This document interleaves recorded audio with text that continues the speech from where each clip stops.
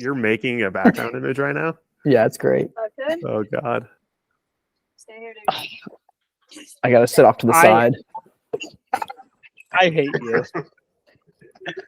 I hate you. Can you explain the image you went with? So the name Mondraker, if you watch the video of the from the videos that they've been posting, it's based off of a cartoon called Moonraker. And so this is the cover of the cartoon. But we have Dak. It's a new look for him. It's Dak's new look. I'm going to join the union shirt. Yeah, you got to change that, actually. Yeah, for sure. That's got to get changed. That was hard to talk about for the record. You're really laying into me. Hey, man, what are you making? God! Stop! Come on. You know, I got to give you a hard time. New look. I really always want to call the bike the Moon Donkey, and I definitely should not do that. What's going on, everybody? Happy New Year, and welcome back to Vital MTB's B Practice Podcast, presented by Maxxis Industry 9 in Bergtown. I'm Jason Schroeder, as always, joined by Tanner Stevens and Dakotah Norton. What's going on, dudes? Happy New Year. Good to see you. Happy New Year to you as well. It's been a while. Hey, Yeah. dudes. It has been a while. It's been about a month, which it feels way longer with the holidays and everything else going on. Plus, Tanner and I, we usually see each other, and we haven't. Yeah. Jason was just traveling, so We're just digital friends now. We're Going Google back Meet to that. friends. Yeah. yeah. We used to be digital friends, and now we're back to that. Yeah, it's true. No, it was I had a busy end of the year with a bunch of travel, and then Christmas, New Year's, and now the New Year's already pretty hectic for us, but in a good way. Like, the site's been kind of slow for anybody that goes on it daily, but a lot of things in the works and stuff happening in the next few months. It's always hectic up until Sea Otter for whatever reason. There's a lot of first quarter things, or I don't know, people want to get things turned around before Sea Otter, at least in the US, and then kind of dulls until we hit summer. So yeah. What about you guys? How was the end of the year? Dak, you want to go first? Yeah, let me jump on there. End of the year. Yeah, what did we do? We talked about last. We were going to work in the machines, and then I flew to Spain for 2 weeks. Did the deal there, and then cruised back over here, and then I got some sort of a sickness for 2 more weeks, like COVID or like something of that sort. I didn't get tested for COVID. I just kind of stayed home and hung out and got better. But I had some sort of a virus for literally close to 3 weeks. I couldn't do anything at all. So, yeah, not ideal. And now just recovered from that, and I'm down in Florida. Big moto guy. Yeah. I mean, I didn't really get like any sort of a vacation after the race season. I like went right to work, and then I just felt like my brain was not functioning anymore, and I needed to like get a break, a little bit of a break. I was getting irritable. So, yeah, I'm down at I'm just spending a week at the beach, you could say. The Florida beach. Sand tracks. Full sand track guy.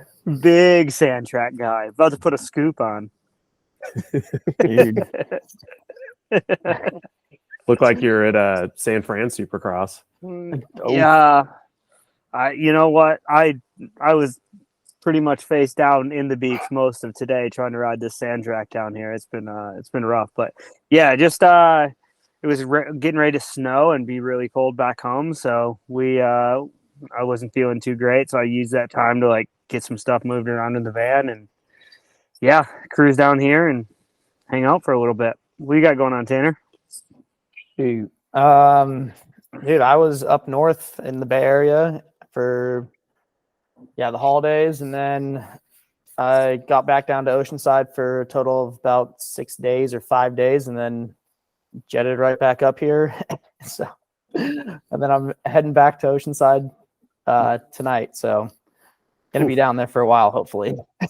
But yeah, A1, had to go to watch some Supercross, and then ended up going to San Francisco too, which was kind of a mess, but it's good to see some racing, especially when we don't have any downhill racing going on right now.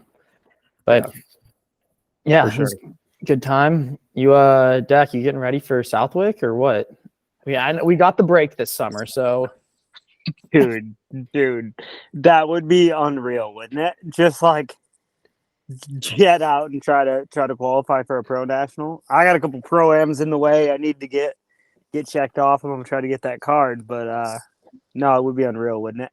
Yeah, we came down here. We rode a bunch of single track on. I guess it would have been what, Monday. Today's Tuesday, correct? And yeah, Mhm. just did some had a limited time. I think for the most part, the majority of the tracks are closed down here during the week, from what I can tell, just because they've been getting so much rain. So when it Mhm. rains, everybody, usually goes to Croom. It's always open. It's like $14 to ride, and it's 2,600 acres of sand, single track, and sand bowls, and it's amazing. A lot of the top off-road dudes come down here to train, and you can just be riding through the woods, and there'll be a 10-minute long whooped out woods track, and you jump on that for a while, and then you ride for a bit, find another one, you ride that for a bit, and it's great. It's really enjoyable for me. I really love riding the motocross bikes. So yeah, getting ready for Southwick, if you will. I feel like the last two times we talked, outside of you hopping on the podcast, all you were doing is working on your house and your yard and building moto tracks and pump tracks and all that. Where did you end up getting, and what's the state of the Norton compound? Yeah, I got my main moto track done and my pit bike track done, and got a pump track done at my house. Just kind of getting the training tools. So I honestly, I haven't even rode. I've rode my pit bike track once. I didn't even ride my big bike track because of the freeze thaw at home. So pretty much just needed to get it done by the time winter got here. I needed to do, like, honestly, I got machines to redo my driveway just because we had a lot of water issues with a watershed from my hill. And then, we're coming and going a lot to get to my garage and load stuff up, and trying to, we got RVs coming in and out and bigger trailers and stuff. So I needed a better way to get stuff in and out of my house. So I needed to redo my driveway. We had some water issues. And honestly, I came home from Europe. I was gone for 5 months, and it was like rain ruts across my driveway. You couldn't even pull down to my barn. It was like the whole place was wrecked. It was like 5 foot tall weeds. And, I had a kid that was mowing like my front yard, but there was like quite a bit to get done. So we did that. And then I moved in. Like, I never got to move like my stuff into my house or anything, or like get any sort of like, or a process for like being organized, like we're trying to get my barn so we can function it. And I have like all these construction tools now that were shoved in I literally bought a 40-foot Connex container and just shoved everything in it and went to Europe. So it's like, now I have a Connex container in the middle of my front yard. So it's like, I have saws and drills and stuff that was all in my house because it was under construction. I was like, where do I put it? So, which is cool. When you do all the work yourself, you get to get some sweet tools, which is nice. But at the same time, it's like, we need like to get a bit more organized. So yeah, I worked on that last week, and yeah, just trying to get the home base like a little more dialed in, get a routine for things, and like officially move into our house. Like, we still don't have like any pictures on the walls or anything, and we're kind of finding our routine. Yeah. How long are you gonna hide out in Florida for? When are you gonna head back? It's like supposed to be like the high for like 3 days was like 28 degrees at home. And so it's like pretty hard to train or do any training. Like, you're just going to be on the interval or the trainer doing intervals. So if we can, we try to sneak away for like a week, once a month or twice a month, just to come down here. And I feel like you train in the warm, and you go to the gym, and we ride moto, and then you go home, and you're like still pretty motivated for 2 weeks to like 2-3 weeks. You can, kind of get through before it gets pretty monotonous to, Mhm. do a lot of trainer intervals and ride in the mud and ride when it's freezing. And it's did just you so nice to get away. did you bring any bicycles down to Florida? Dude, we did this. Like, I really want to get a cargo trailer so we can just like bring e-bikes and bring the hardtails and bring, dirt bikes and all, but pretty much like if we want to be comfortable, like because we're loading and unloading dirt bikes every day, and if we try to put two bikes back there too, it honestly really sucks. Like it's a chore to load and unload the stuff. So maybe until I get a cargo trailer, I probably won't bring them. We'll just bring dirt bikes usually. I mean, if anything, we'd ride road bikes.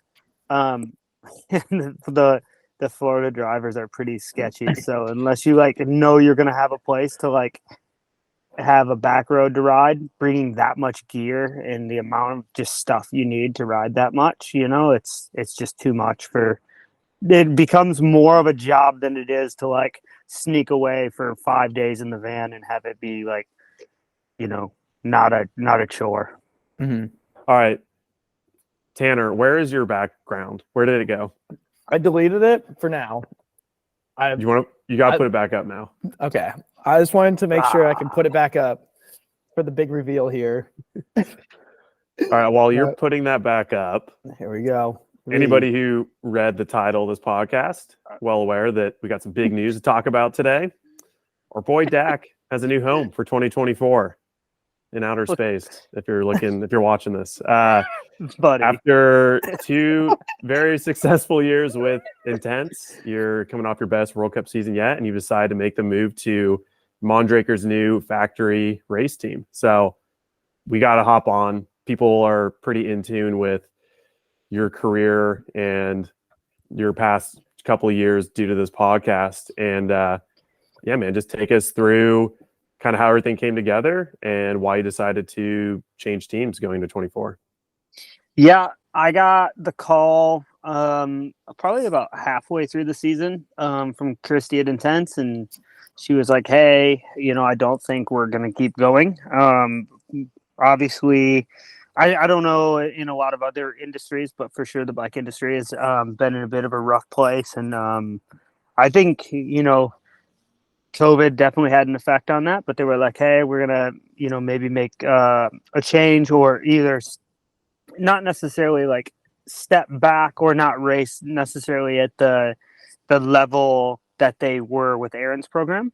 And I think that with that being said, obviously they were able to piece some stuff together now. As you guys see in the news, is Intense Factory Racing they're going to run that program with Joe Breeden, which is awesome because Joe is such a big fan of Intense cycles. It was always his dream to ride for Intense. So it's really cool to see them be able to put together a program to still be a part of racing. Because when they originally called, it was we're not going to have a race program at all on the World Cups.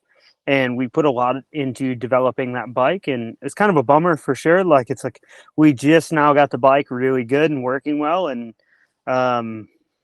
developed 2 bikes. But the last bike was we learned from the first one, and so it got a really good platform, and I was, racing at the front on the bike, and it was oh man, that's a bummer. So then started looking at what my options would be, whether it was to stay on a race program with Aaron, and me and Aaron were super transparent of, what I had going on for offers and what he was trying to piece together, and where he was at with his program. And I say piece together as in that is building a race program. You have to piece it together. And yeah, it was just all good. Everything was good. They were super cool at telling me their plans up front and that they weren't going to have a place for me. And Aaron was super cool. And, the opportunity arose for a few programs. But it just really was interesting to see how early Mondraker was trying to put everything together. They were just they weren't trying to wait till the last minute and push things off, and it was they were really proactive, and I was that was really intriguing to me straight away, just of how proactive they were at trying to build their program. And Jorge was great to deal with, and yeah, it just kind of came together that they were pretty interested in having me, and that seemed like maybe my best option based upon the program that they were putting together and the package I was able to build for myself. Yeah, so did they approach you pretty early on, or did you kind of seek out or kind of put Yeah. the feelers out? Yeah, for sure. I mean, I definitely put feelers out, and I work with Martin Whiteley, so he was kind of act as soon as we knew that, because we were already looking at, what are our options. Is it an option to resign with Intense? Was it an option to resign with Aaron? And just what are our options, right? And we started that pretty early, just because I didn't want to be in a position like I was the last few years, like especially going into the Intense program. Like it was like late, it was super late, and obviously I just want to like be proactive and put myself in the best position. Not that maybe like if the Intense program was still around, like that would, like leaving wasn't necessarily my main priority, but it's like, what are our options and what is going to be the best road for me? Because I don't want to just continue to jump programs. Like I haven't, and it hasn't even been really that I've been leaving programs. It's just we haven't had a program to stay with for a few years. So I think your question was if they asked me early on or not, and it was like, yeah, they reached out pretty early because they were trying to see what their options were, and yeah, we talked a bit, maybe back by like Andorra, and so it's pretty early on, and then just as things went, just I didn't want to be. I guess Martin deals with a lot of things because I don't want to be thinking about that, like, oh, if I blow it this weekend, I'm not gonna my deal's gonna expire, or I won't have any offers, or I don't want to be thinking about that stuff. I just want to like race my bike. When you're looking for a new program and you need to start shopping around, what are like the main things you're looking for? Like, is it, especially after a year like you had, is it trying to be paid fairly for where you're at as a racer now? Is it the whole team package? Is it, how much of it is just making sure they have a bike that you think you can be competitive on? Yeah, for me, I think the bike has to be good. And I think that for me, the biggest thing I want is the team package. I felt like I have a lot of the time been just worried about so many things that aren't racing the bike down the hill. And I just want the whole package to like take care of me, and so that I can focus 100% on the race. I don't want to be thinking about the bike. I don't want to be thinking about suspension, even though I enjoy it when the time is there to work on suspension. I love it. I really do genuinely enjoy ride feel and finding my best ride feel, but I don't want to be worried about ride feel before qualifying at the World Cup. I just want to only be thinking about racing my bike down the hill. I don't want to be thinking about a variety of other things. How to make the bike faster is not something that I want. I want somebody to be there thinking about how to make the bike faster, and that's their whole job. Somebody, making sure we have what we need. And I just want to focus on the racing side of things, because every weekend it seems like I watch the race back and I'm like, I didn't think of that. Like, how did I not think of that? Somebody does like a unique line or like set something up well, and you're like, why did I not, that was a second. Why did I not even think about it? And it's just because I'm thinking about too many other things, and I can't only focus on the one thing. And then of course, yeah, you want to be paid fairly. Like, it costs a lot of money to race downhill, especially race downhill at a high level and be competitive at the front of the pack. I definitely think a lot of the guys are able to buy some convenience, but at the same time, like, it takes money to eat well. It takes money to, have good trainers, have good mental coaches, resources to train, budget to train. Of course, yeah, I want to get paid fairly because I do take a lot of risk, and I want to take good care of my body. Can you, I don't want you to say how much you're making, but can you say how much more you're getting paid this year versus last year, if it is more? I mean, you got to think that I signed. Yeah, I definitely don't want to talk about numbers for sure, but you got to think I signed as maybe I hadn't had a top 10, and I had 3 World Cup podiums, 2 World Cup podiums. I don't remember, but now I signed as a fill-in ride. Well, not a fill-in ride, but Aaron like stretched his budget, came So- out of pocket to have me on the program, and like made it happen for me, which was incredible. Like I can't thank the dude enough. He like Yeah. gave me a good home.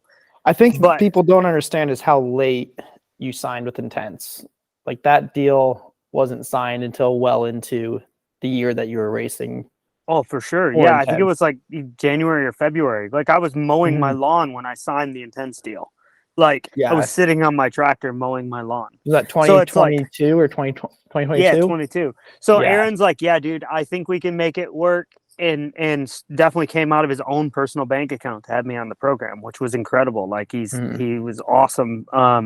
And definitely made it happen for me. And now I signed before, at the when the season was just over, as a win competitor, a dude that can win World Cups, top 10 in the overall, 5. I think I have 5 podiums now. Mhm. So, I mean, I'm getting into more rare air, but that's like part of it. I've essentially put everything back into my program and then some to try to get myself there. So it's like it's a high risk, high yield investment account for sure. I mean, I'm putting every dollar back in and then some, and betting on myself on black to try to make this stuff happen. So it was definitely better for sure, which is cool because that's just takes stress away, and it's just another thing that I don't have to worry about. For sure, and it just takes money to compete at the top. I mean, it's not like I'm buying supercars and anything. I can train, I can pay my bills, and then maybe I'm not exactly investing in my retirement. So maybe I could put a little bit of money in a Roth IRA this year at the end of the year. I love that Yeah. for you. And then, Thanks. how many years did you sign for? 2 years. Yep. Sweet. So That's cool. That feels good. And I do have an option year on my contract, which is cool. If they want to continue and yeah, I mean, it's just exciting to, like I said, Aaron helped me a ton, but I was in a much different position this year than I was at the end of my contract with YT. Yeah. Didn't mean to put you on the spot talking about money. No, I know it sucks. I hate it, dude. But It's people the want to hear it. worst. Yeah, I mean they do. People want. I mean, you win a World Cup, and you get on the podium in the overall. Like you're in another bracket. I'm not there. Like I'm not there. But Yeah. I am getting But to the you're point where I close. can make a good living racing my bicycle, which is incredible. Like that's what I mean, if you never hear of anyone doing that, there's never going to be a dream for another kid to, go for it and try to make it, And it's not like motocross where it's like stacked at the front, but then, there's a lot of dudes that do super well, like the 450 main event guys, they most of them, if they're racing at the front, they're doing really well. I mean, I'm not buying a new RV and living in a training center. That's for sure. So I have to build my program. I can't just pay to be at Moto Sandbox and go race and have everything I need. Like I have to make that for myself, and that costs money. It even costs money to be at those training centers. So You mentioned, you've been doing better. You're getting into thin air. You're one of the dudes, and you've continued to keep proving that. Was it harder to find a spot on a team because of that? It seems like in downhill racing, there's a lot more seats at the table when you're maybe mid-pack with the potential versus you're more of a proven racer. We kind of know those names. They stay on teams a lot longer. Was that stressful or difficult to find a team that, could provide for like who you are as a racer now? yeah, absolutely. It was very difficult. You got to figure there's maybe 20 factory rides, something like that. I mean, I don't know the exact number, but let's say there's 20 factory seats. There's 10 seats that are for dudes that can win a World Cup. Like there's maybe 3 factory teams that have 2 to 3 top guys.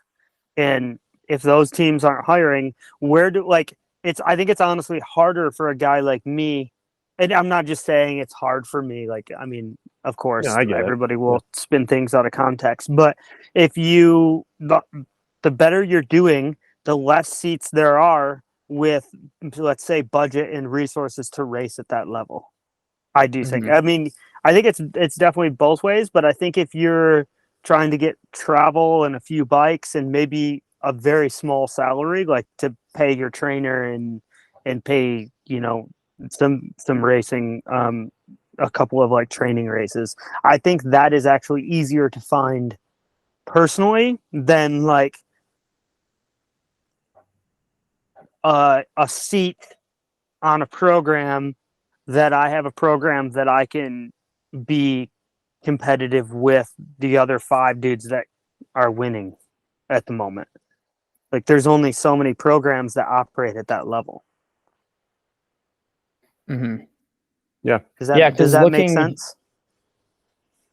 Yeah, even the team that you're on, like with Aaron's team, it was a pretty small, like tight-knit crew. Well, to...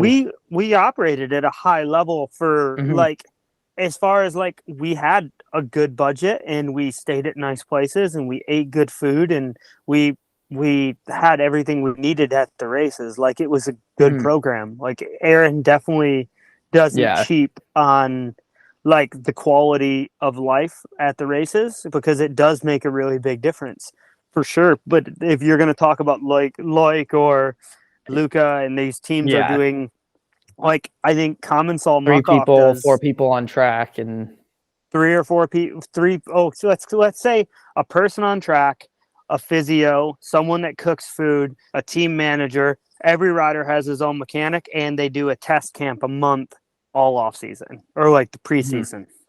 Like the difference between the programs that do that amount of work and testing and have, let's say, an engineer, like what programs on Mondraker, we're lucky enough to have a specific engineer that his job is to focus on making the bike as fast as possible. Like, I think Common Sol has Arthur is like their main engineer.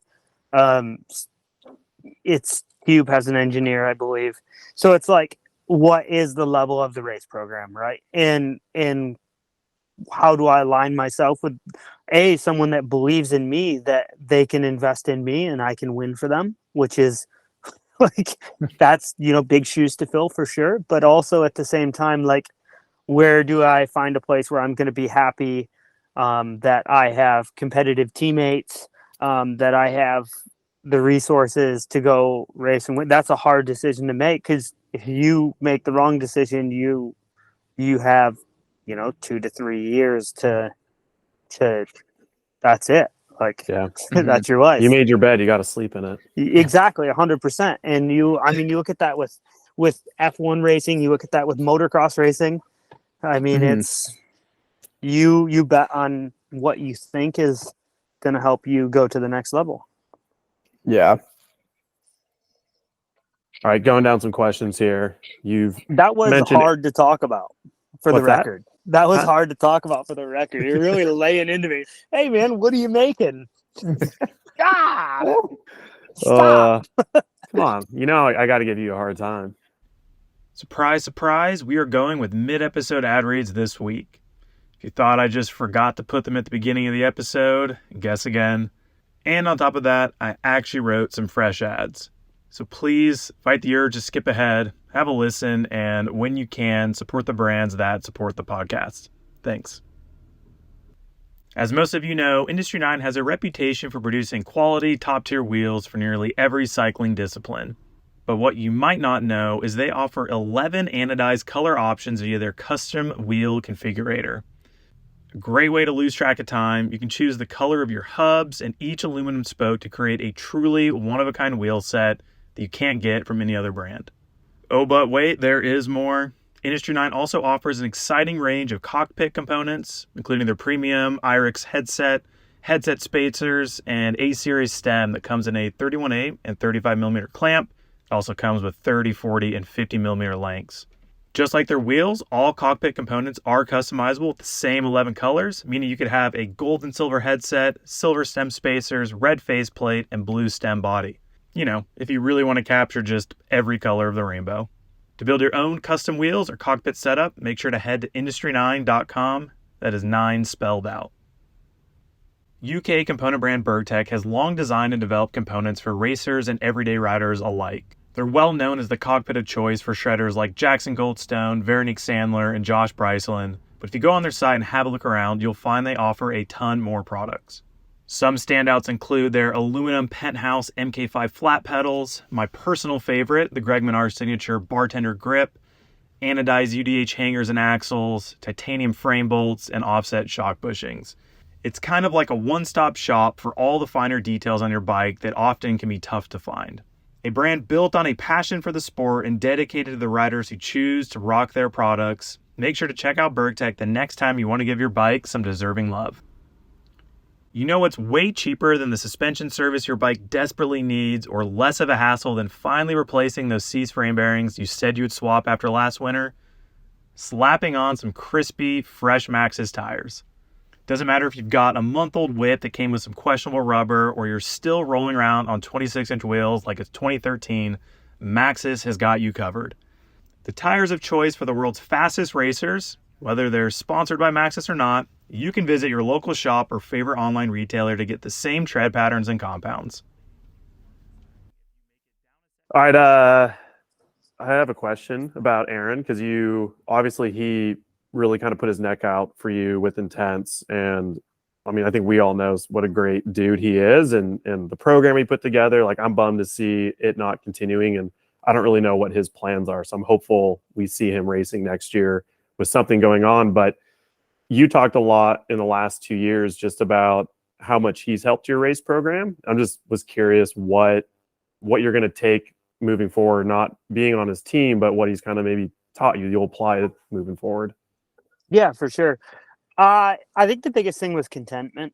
Like, like, maybe preaches isn't the right word, but he's big. Like, dude, if you gave it your all, and if it was just cool to like have a boss that believed in me, and have someone that like when he wasn't racing, he was able to completely put aside his own frustration to not be out there and just be on the side of the corral at the bottom cheering for me. Like, and like before I'd go up, like obviously when he was announcing and stuff, he wasn't around a ton, but he'd come in back. You just don't get beat at the first split.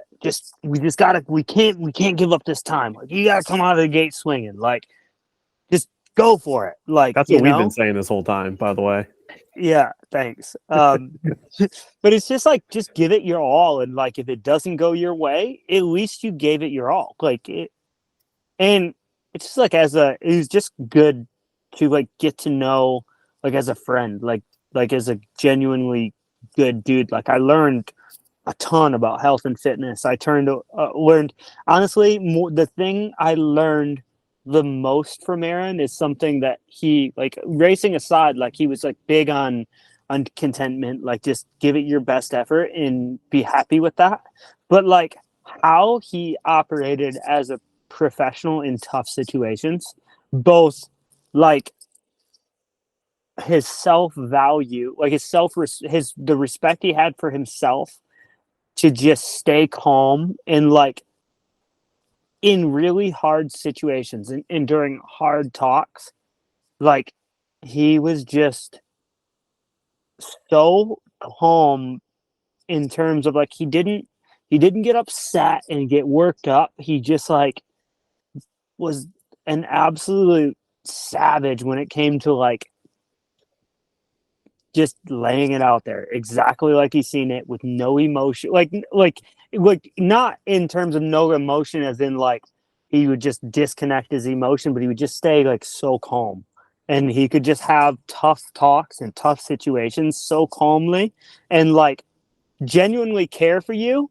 Like, even when I definitely, there was times like where like I got scolded for sure, but he could just call me like a man and just tell me exactly in a genuine way exactly how he felt and what he needed and lay it all out there and communicate so well. And I was like, man, like it's like I seen how he operates like as a business person and as a person, even in tough situations when he cares about people. And that's the biggest thing as a life lesson I can take from Aaron is just, man, he's really, really good human being. And he's like, there's a reason he's so successful. And it's like, regardless of his success on the racetrack, like him as a business person or the relationships and the friendships he has, there's a reason he has those is because he's genuinely a good human being and very, very good to deal with.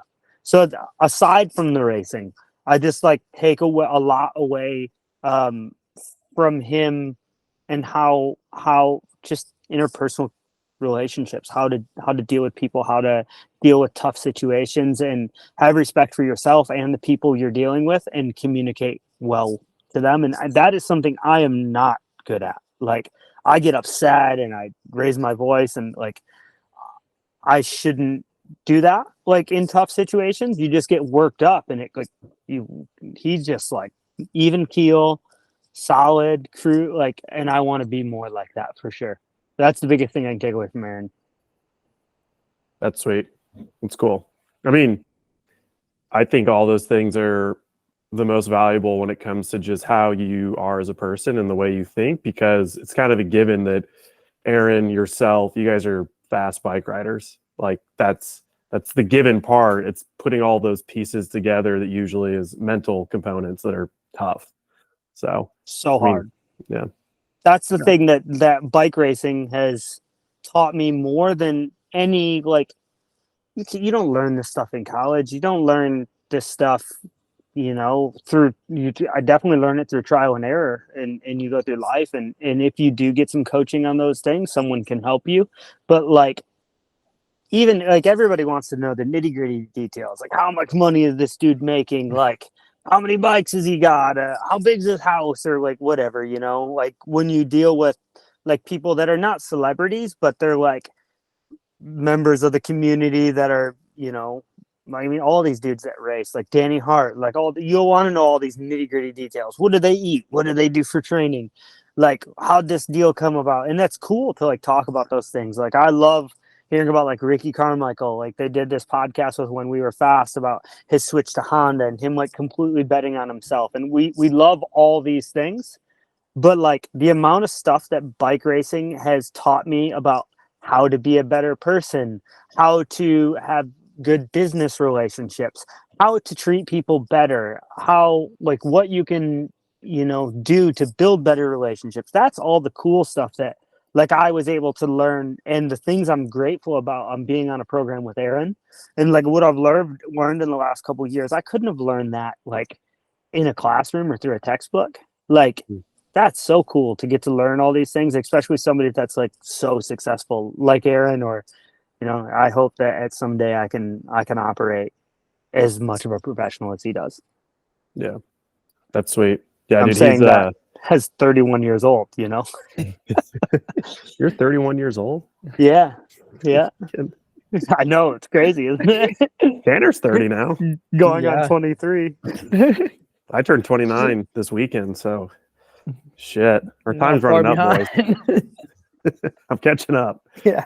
No, dude, that's cool to hear about Aaron, because I've had the chance to be around him just a little bit over the years, and it's like anything. Once you're around somebody who a lot of people think they know or understand, and then you personally engage with them, like he's, I would say, misunderstood and kind of always has been, just because he's a quieter, calmer dude.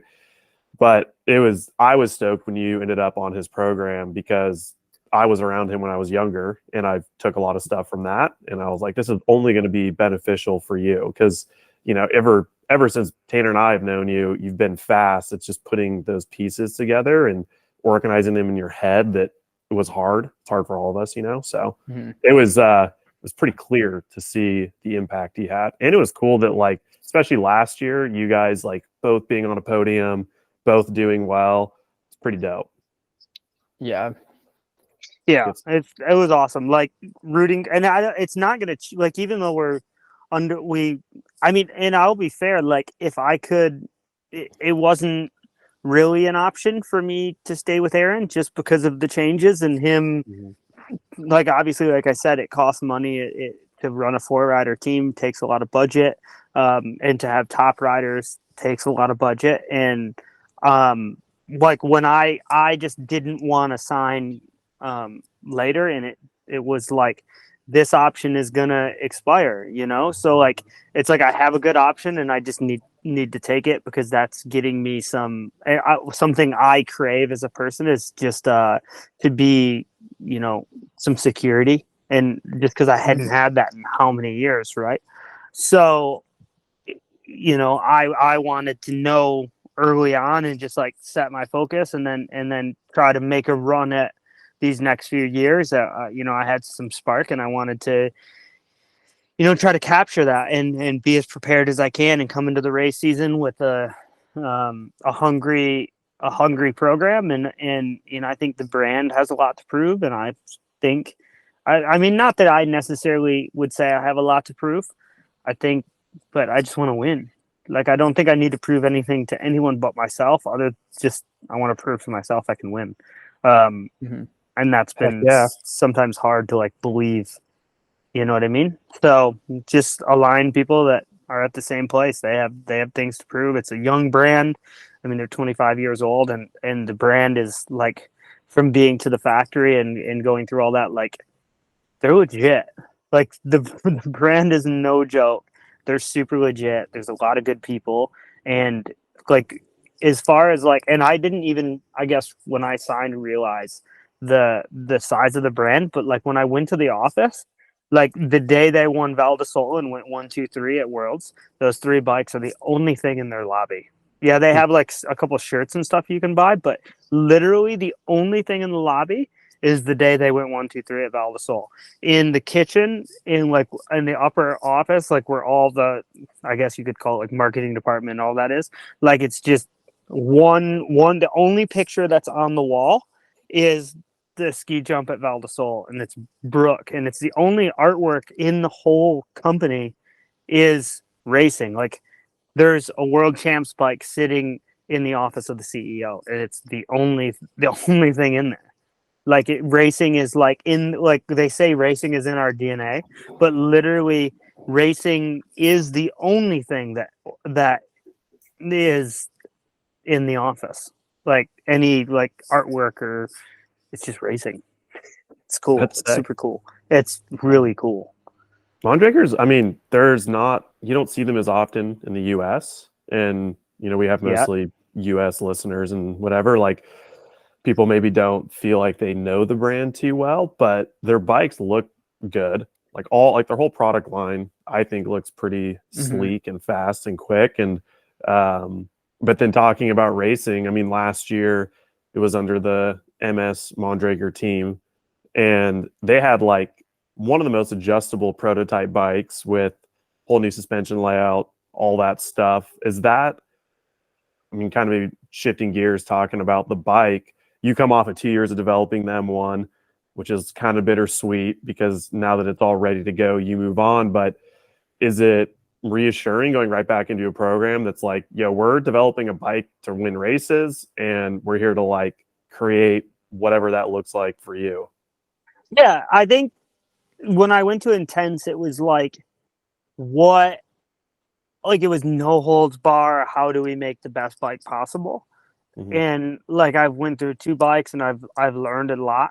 In the first week of our team camp, I learned something like about the vertical like stresses on the frame and like how that I've learned already. But regardless of what that looks like and how I explain it, I've learned something in the first week of riding the new bike, and it's different for sure. Like it's with their zero system, it's definitely different than what we were chasing at Intense. And it's not like I was a part of like the first test and rode all the bikes with Aaron and Nico when they started the Intense program. I just like gave feedback on the bikes that we rode and my preferences.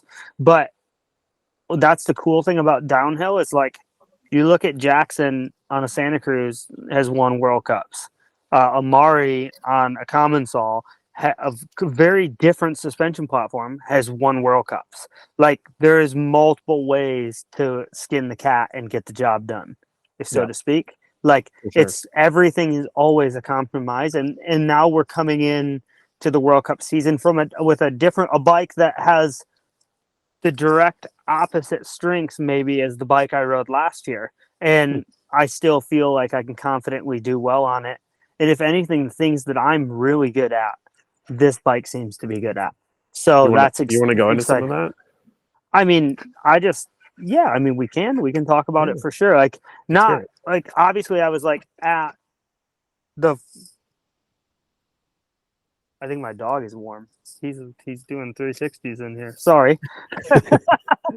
I got a little distracted. I was making sure he was good. Yeah, I mean, like, we had a decent amount of axle growth, and the Intense M1 was like really good at braking. And maybe like I chased a lot of things where, like, because of the axle growth, when you hit a corner, it would sink into the travel a bit, which now I'm riding a bike that you hit a corner and it's like it doesn't sink into the travel at all. If anything, it sits high in the travel, and then it's doesn't have some of the positive effects that axle growth has. So it's just like, there's so many ways, like, just like there is fitness training, there is like, how do we win a World Cup? Like, is it me on my dirt bike on a sand track that's going to make me fitter? Is it me on the trainer doing intervals? Is it being stronger? Is it what how do you piece together, if you have anything you can do, how do you piece together the program from a fitness aspect to win a World Cup? It's the same thing, like, same philosophy for the bike. It's like, how do we be faster on all the connector sections? Do we be faster on rollers and pumping and then manage the bike through the rough? Or do we make the bike try to be better in the rough, but you lose a little bit of time in some of the berms and rollers? Like, where do you make your time up? And I think that's, every rider has strengths, every bike has strengths, every program, it's just balance. And at the end of the day, like, for me personally, like, you see a lot of high pivots, you see a lot of like modern race bikes with idlers and crazy suspension systems, and there's a lot of different. How many different bikes won a World Cup last year? I don't know. 5. A few. Yeah, a few. So that's all I'm saying is, like, yeah, it's different. The bike is different than what I was on last year, and that doesn't make it good, bad, or indifferent. It's just finding confidence in what you're riding, that you can put it wherever you want on the track, and you know what it's going to do when you hit the bumps, and make the time. Make whatever changes you need to make the time on the timer go down. Like, Yeah. where are you struggling? Where make the time go down. The timer never lies, and that's what we're trying to do. Sorry if that was confusing, but No, I think that was great. That's cool insight. I think that's probably most people's first question is, how does it compare? How's the bike compare, especially with Intense and the evolution of the new bike being so documented? Yeah, I mean, it's like, I'm not going to come on and just say, whoa, this bike's way better than the last one. The Supercross dudes do that every year. Like, they're not going to say the bike is better or worse, or you're not going to like shit on what you rode last year. It's just, the bike is a different suspension program. System. It's better at different things. Yeah. I don't know. Is that going to help me win? I don't know. That's part of what makes the first World Cup of the season so cool. Sometimes, and just like Supercross, I always relate to Supercross. So if you guys listen to this and don't watch Supercross, I'm sorry. Like, I love motorcycles, but it's like, sometimes you go to the first race of the year at like if it was Lords for me at Intense, and we were scratching our heads, like, decent result, but going like, whoa, scratching our heads a little bit. And if you can come away from the first World Cup and be like, oh, that was pretty good, we have some things to improve on, and sometimes it's a fire drill, and you're going somewhere on Tuesday trying to right your wrongs. And that's, you can sometimes spend 3 months on something, and you work so hard and you think you got it all figured out and you think you're the baddest, fittest dude, and then you get arm pumped 4 corners in and you're at a World Cup in your race run, you're like, well, this ain't good.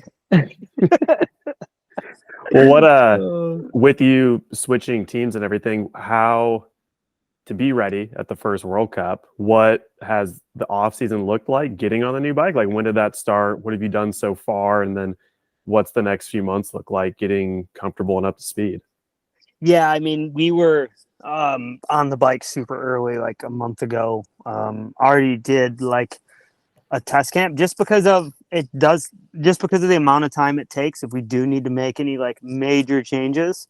It takes time to get these changes made. Like there's a grace period of, X amount of weeks to make a major change and get a frame back. So they were like, Mondraker was super proactive, and being, when the first World Cup is, it was like, oh, well, we kind of, if we want to be able to make a big change and then ride it straight away, we got to like get on it early. So they were really proactive about that. And then, we're going to do, unfortunately, I've been sick for the last few weeks, but I think we're going to do, try to do some preseason racing, which is something I haven't really done a lot of preseason racing in the past. So go down to this race in Guatemala. I'm definitely not prepared, and it's hard for me to like check my ego and just like go racing like so unprepared with very little time on the bike. But that's kind of the only way to like figure out if the bike's working or not. Yeah, I gotta go to the bathroom. I gotta go to the bathroom. I can't wait any longer. Yeah, we're pausing. Can we pause for a minute? Yeah, we can pause for a minute. Where's he gonna go to the bathroom here? I'm gonna go inside Dunkin' Donuts and get jiggy. What do you mean? Okay, so we'll see you in a couple minutes, is what you're saying. Yeah, you guys can talk about whatever you want. I'll be back in 5. Okay, we're back. I'm getting towards Sorry. the end of my Mondraker questions. Have I said anything stupid yet? Are you have I stirred up any drama? Am I gonna have repercussions in the comments yet? No, not You're at doing all. good? I don't read Pink Bike comments because why would I? But at least on Vital's comments, everything's positive. I think people, especially through last year, continue to be more of a fan of just kind of how raw these are and the insight they get into not only a race weekend, but your program. And so people are invested in what you have going on. And as well, like we were talking, if Intense was a building program for you, where you are ending up, people are really curious because now you have the results, you have the speed, you've proven the potential. And so now it's like what brand wants to get behind that. And we didn't really talk about it too much, but Mondraker, I think the past 12 years has been sponsoring the MS team. So for them to stop doing that and move their team fully in-house and have a factory program, it's a pretty big deal. I mean, and maybe that's where we can keep this going, is you're their head rider. Like, who are your teammates? Can we say that yet? Because they're going to be released on different days. Yeah, but I'm not putting this out until... I'm the last rider to be released. Okay. Yeah. So when this comes out, it'll all be live. Yeah. So that was like, I guess you could say, I wouldn't even say that. Like, I think that's a lot of the misconception, like in the comments, is like, oh, like I wasn't paid fairly, or like I wasn't, Intense was, this or that. Like, it was a legit program. Eric, like, I mean, it's Aaron Gwin. He's pretty good at riding a bike. He put together a pretty dang good program. And we had good support, and it was good. I wasn't the Dakotah Norton I am today then, which is exciting, for me to grow in my career. And I think I've aligned myself with a great brand that has, like, they've taken their team back in house, and they want to show the capabilities they have as a company. And, they have like so many resources and that I had no idea. Like, I was blown away at, like, when I went to the headquarters at, the program that they run, let's call it their program as a business, is like incredible. Like, their paint shop is unreal, and they want to show that, like, what they have the capabilities to do, and they're doing that with this prototype and with the program they're building. So it's, I guess that what are we segueing into here is our teammates. I have Ryan Pinkerton, another American rider, and as you can see, out of 2 of 3 riders are American. I think that shows the push that they're looking to make, kind of putting their money where their mouth is in terms of entering the American market, which I think they're going to do a great job of, personally, from what I've seen with the operation they run currently. And Ronan Dunne, who is like absolutely crazy fast and has shown a ton of potential and has a really good energy and is a really like fun rider to have around. And honestly, like, I've always given Ryan Pinkerton kind of a hard time, and don't tell anyone, nobody tell him that I dare say that I was very surprised with Ryan Pinkerton at team camp, his level of maturity.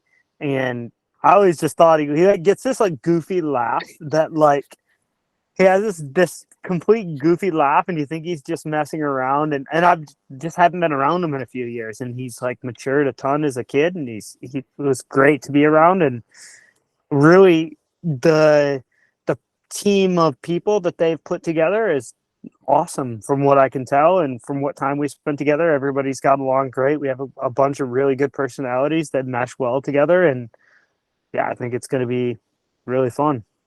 Good group of dudes. Old Just Stinky Pinky. Don't let Pinky know that Dak's talking highly of him.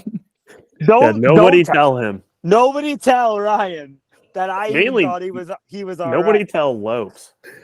Don't let Lopes get word of this. No, they're 2 good kids. Like, and that's the thing. Like, we were at team camp, and they were just kids, riffing, like doing race laps, and I was riding in the back. I was the slowest dude at the whole team camp. I was like, "Go ahead, kids, go, just go." I mean, I like to think as like I'm gonna get older, I'm more of like a gamer. I like show up when I need to, but I just really don't want to ride that fast all the time. Dude, both of those dudes are wide open, 100% or nothing. Yeah, their race run, no rev limiter. Yeah, I pulled off one lap. I was like, "How fast are they going?" And I watched them both go through this section. I was just like, "Oh my, I gotta go! I gotta get going! I gotta go!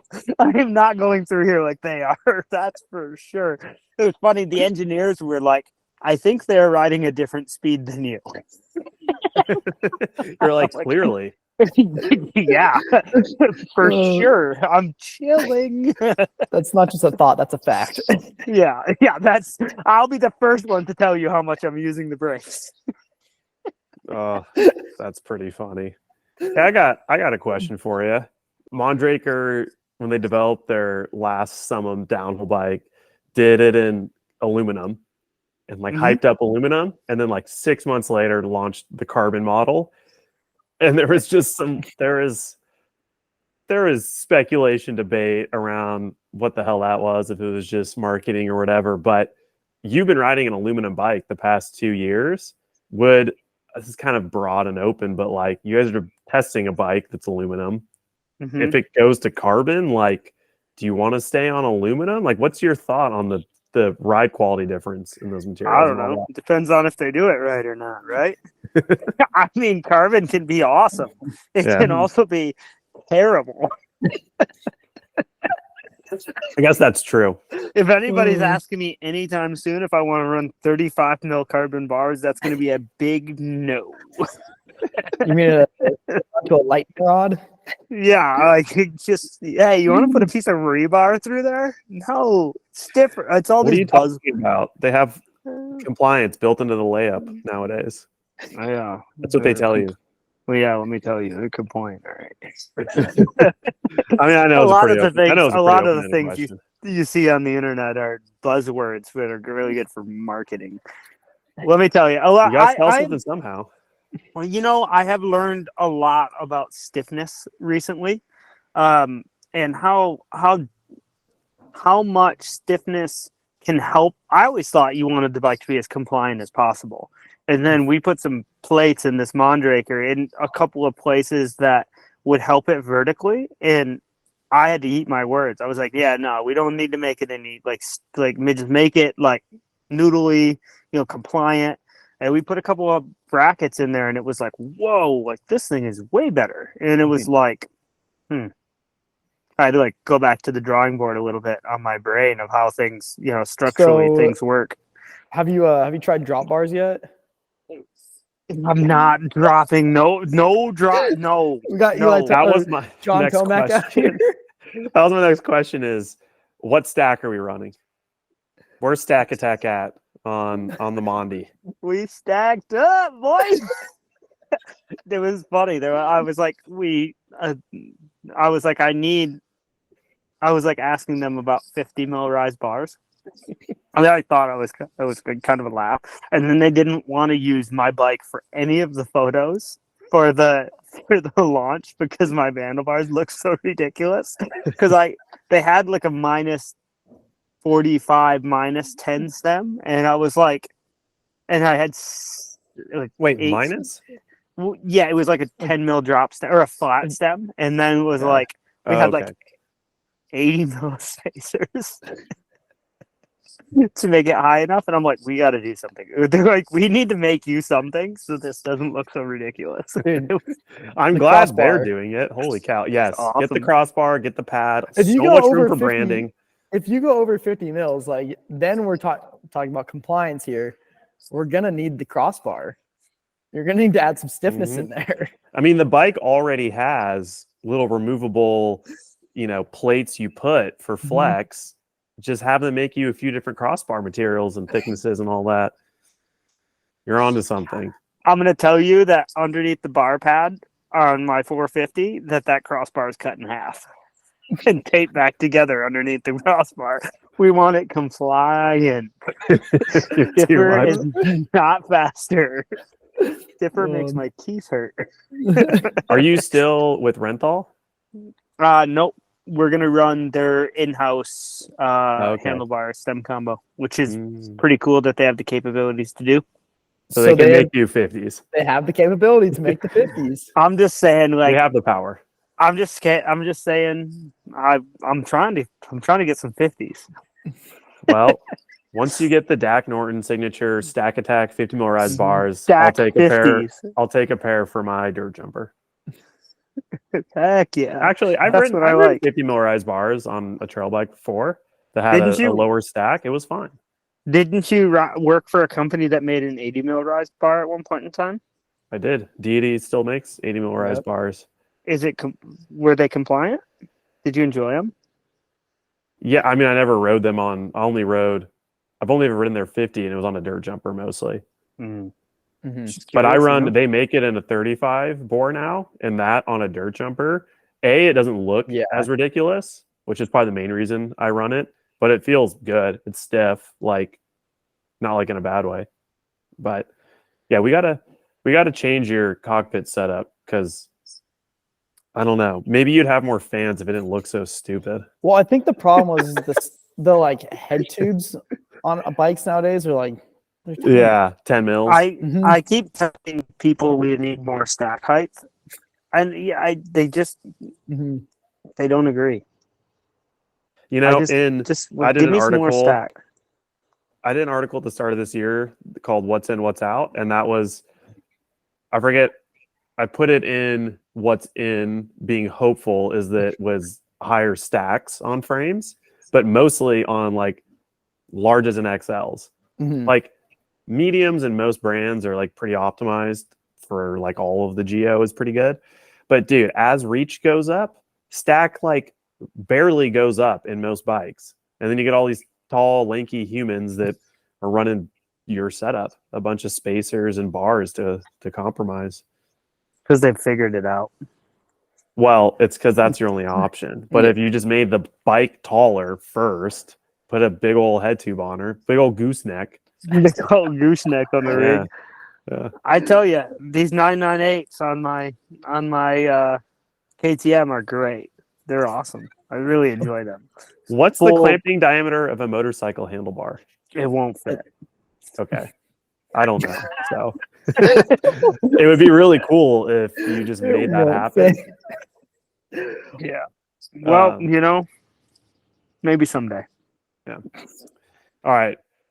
Let's keep wrapping this up here.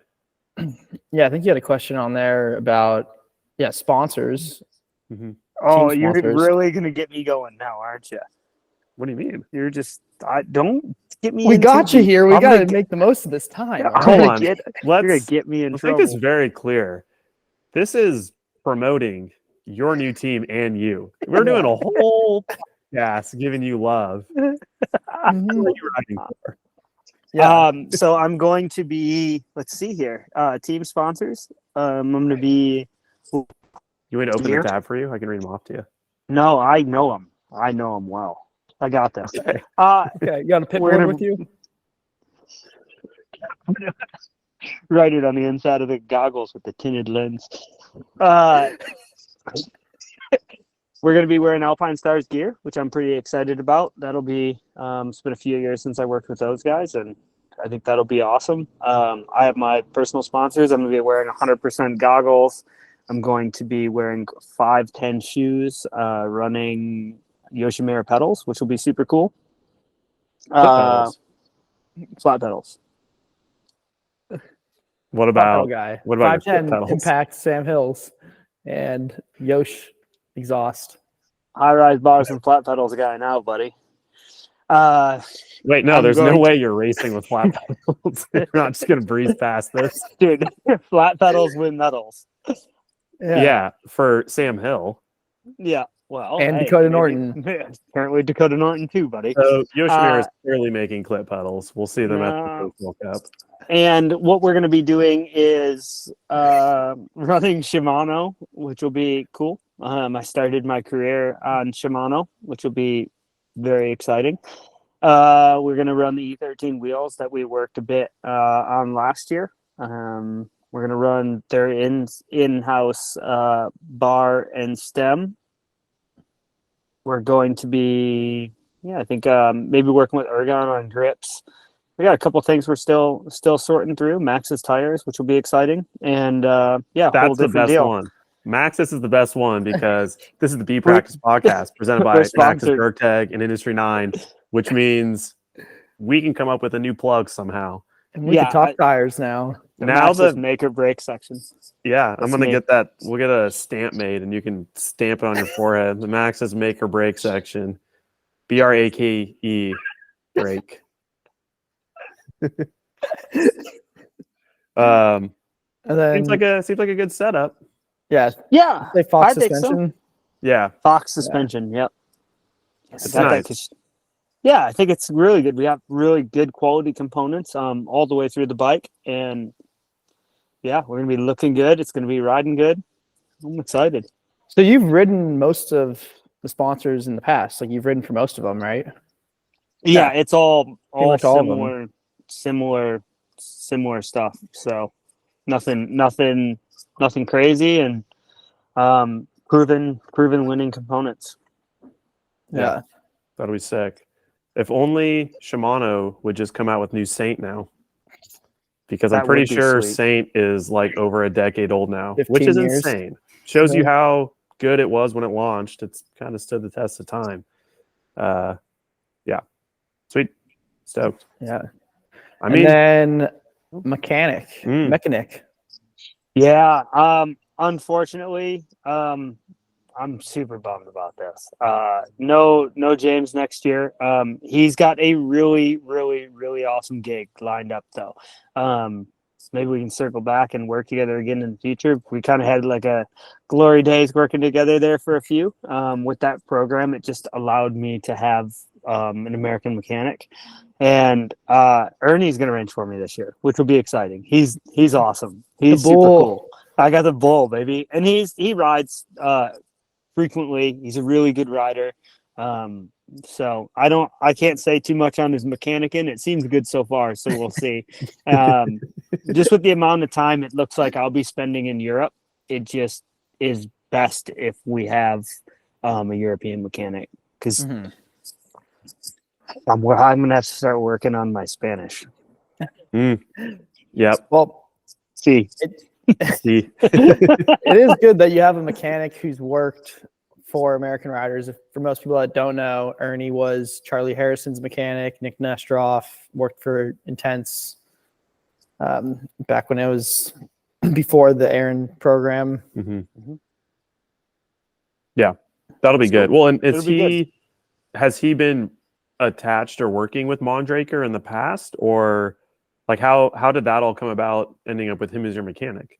He lives in Barcelona, so he's Spanish, and and a lot of the testing we're going to be doing is in Spain, and then I will be spending a large amount of my time overseas, I believe, this year, as much as I can. So it just makes sense that if he's, he rides a lot, and if he's going to be like staying overseas, he'll be over there for the whole deal, and then he can help at the office and stuff as well. So just kind of works well for the brand. I mean, obviously it takes staff to keep these programs running. There's a lot that goes on away from the races, behind the scenes, that you don't normally see.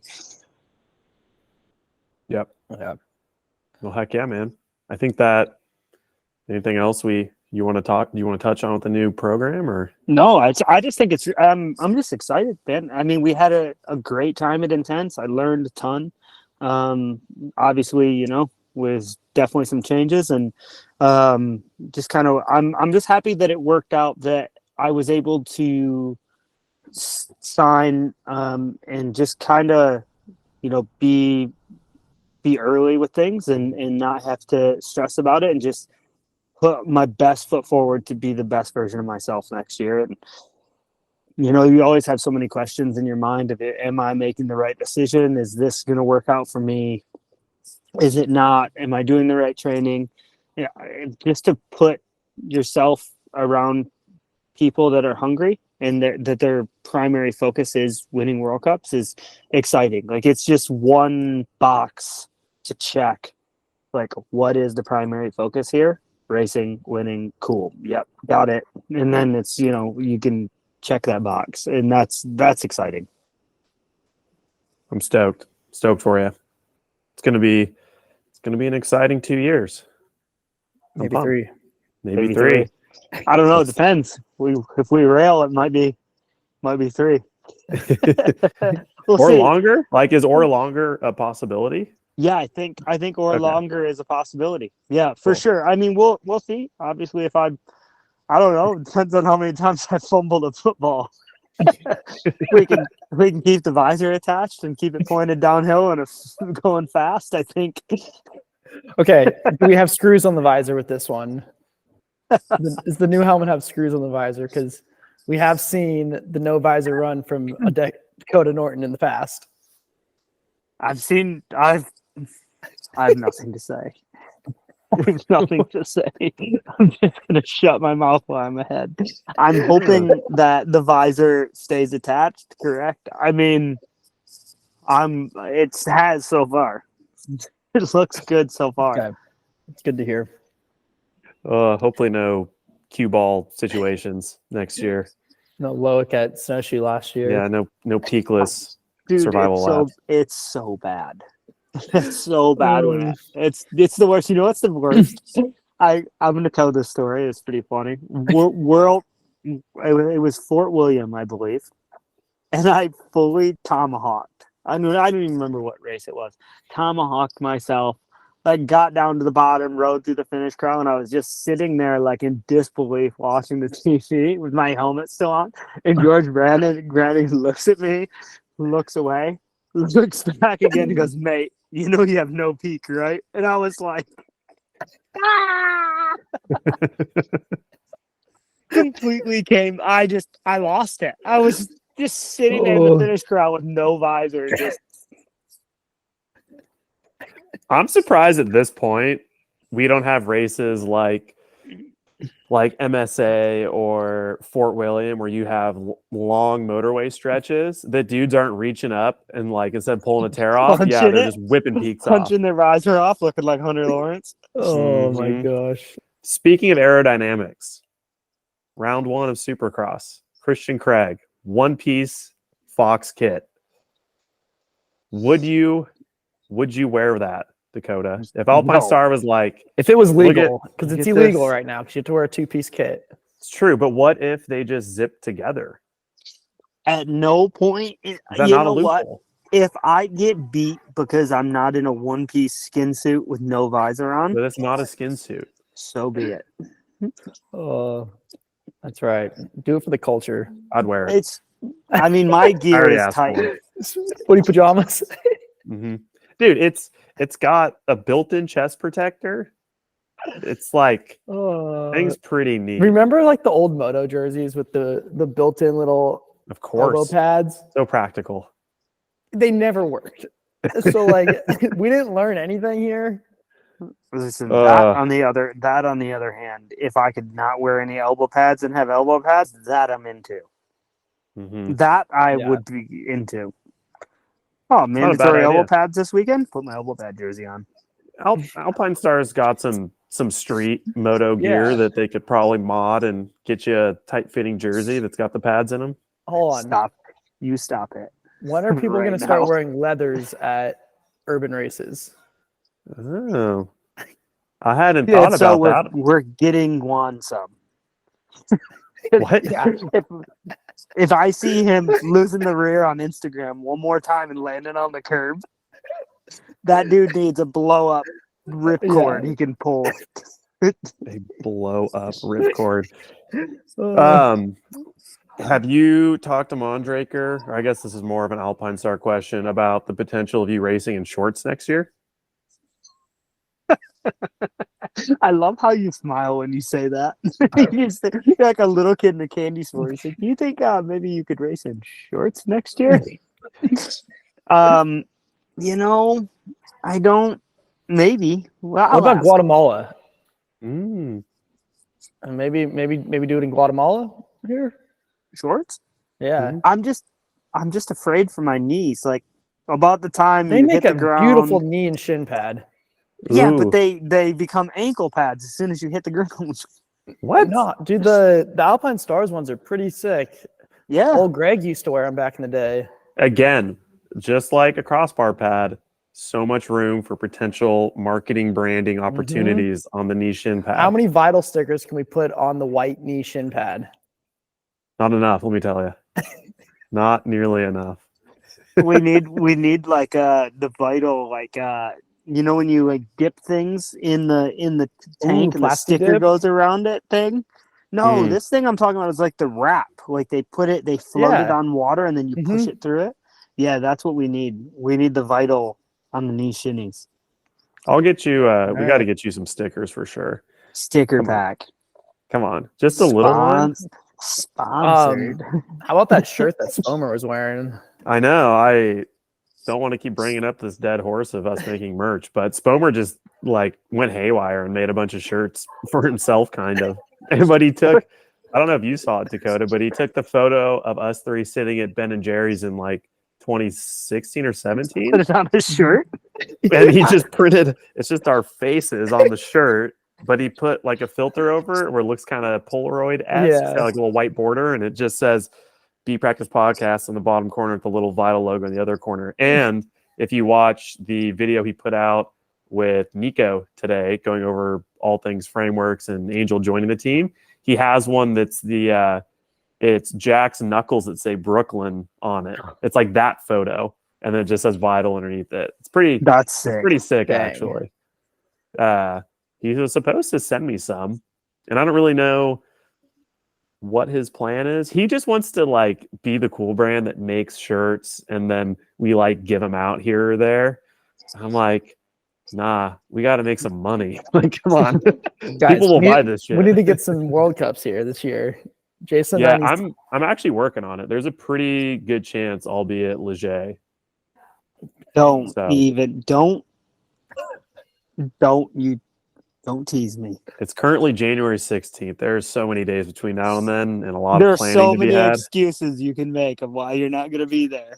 No, I'm trying to like go to Europe for like a month and just Really? work from Europe. Yeah, That why would be not? awesome. Yeah, why Take this wouldn't you? opportunity. I work remote. Be way cooler if you did. You're telling me it would be way cooler if I did. Are you Dakotah? You plan on spending a lot of time in Leger again, or in Morzine? That's the goal. Yep. Just That buy a is house the there. spot.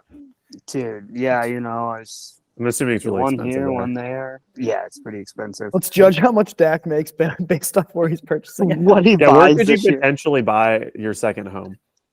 Florida. Florida? Florida. Oh, Yeah. all right. Right Not next saying to a whole Firm. lot. Dade City. I'm like, how far west in the U.S. can you go to buy a house? Dude, not where you guys live. you Telling can't me. ra- Yeah. you can't race bikes and live there. No. You're You crazy. can't do nothing. I'm currently No. podcasting from my one bedroom here. That's also my garage. I think I seen the other day, it's like if you make under 150 grand in San Francisco, you're in poverty or something. Like you could Dude, live like I had a king in Oliver Springs. You could have 2 houses. All right. Should we touch on anything team rumors? I feel like we've been going for a minute. We could touch on the biggest Here's one. what we're gonna touch on. Who knew that Tebow was going to Canyon? That was not that on my was- 2024 team rumors bingo sheet. And who's Nope. going to Common Soul? Oh. Well, yeah. I mean, I I don't would know that. speculate it's Dylan, but I don't know that for sure. I can't say anything. I was there shooting video, so Well, you'll What were tell you me shooting later, videos of, Tanner?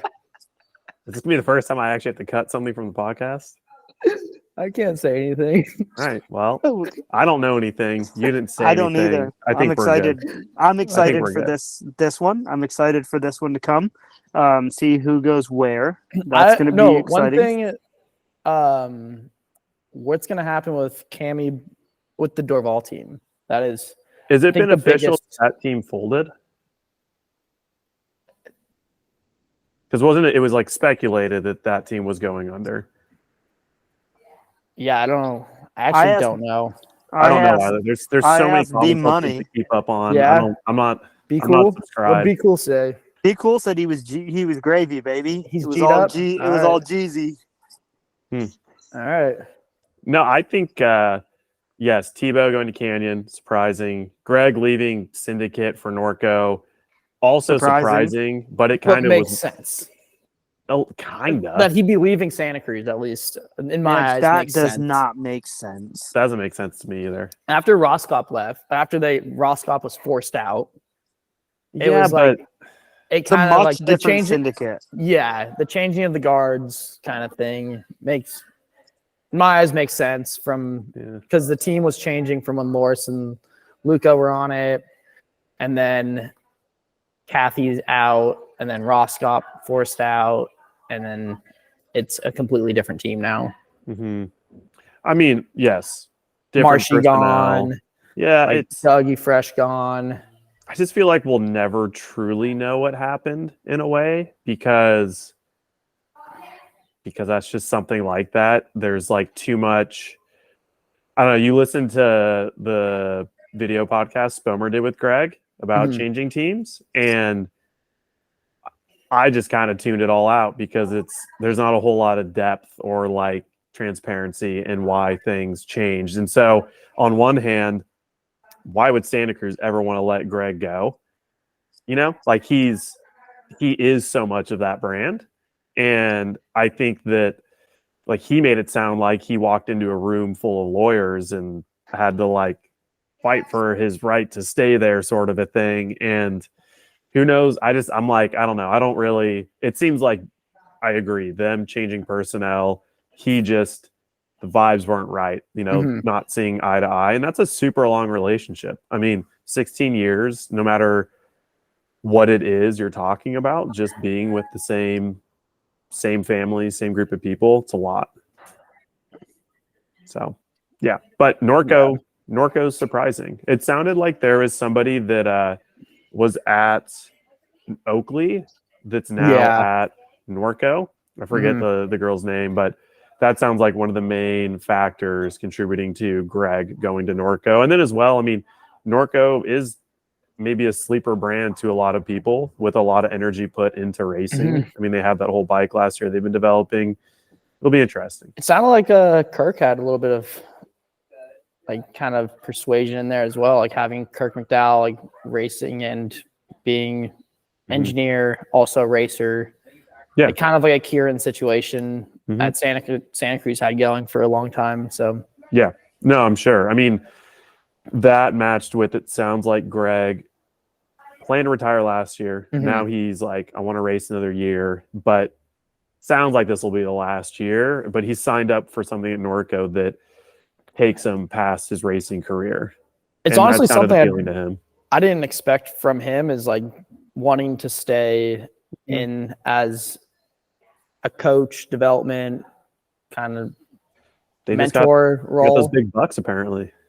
Dude, yeah, I would. That is one contract where you're like, how is this structured? Does he have part ownership? Does because that's got to be a big contract. Is Greg Menard Cycles now a Norco dealer? Probably. Yeah. Crazy. Dak, I got a question for you, racing related. With the new Hardline series, would you have any interest in doing some of those? Yeah, for sure. I absolutely would. That'd be great. Yeah, just wondering because they're supposed to have 3 of them, right? Or is it just 3 of them. Dang. I think you have to be in a place where, like, to push the limits and boundaries of the sport of downhill, everything has to be in line. And maybe there's like races in the past I've wanted to do that I couldn't do.